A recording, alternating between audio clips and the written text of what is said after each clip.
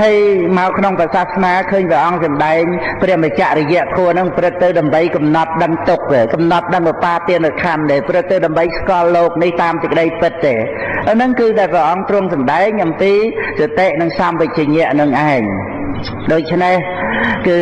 នោះយើងមើលស្ថិតនៅក្នុងសភាពដូចតែព្រះអង្គទ្រង់សម្ដែងក្នុងអង្គុត្រនិកាយអត្តកនិបាតពលៈសូត្រតាំងតែពីរឿងក្មេងមានការយំជាកម្លាំងចោលមានអាវុធជាកម្លាំងអីហោហែមកនឹងឯងហើយ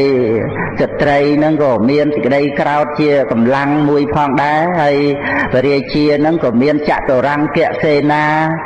នឹងឯងជាកម្លាំងចឹងទៅគឺថាកម្លាំងហោហែបន្តមកហ្នឹងឯងចឹងទៅបានចូលមកដល់ដែលថាបុគ្គលពេលមានការសម្លឹងទោសអ្នកដទៃជាកម្លាំង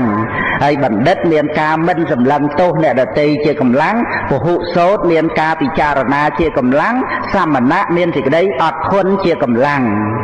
ហើយញាតិញោម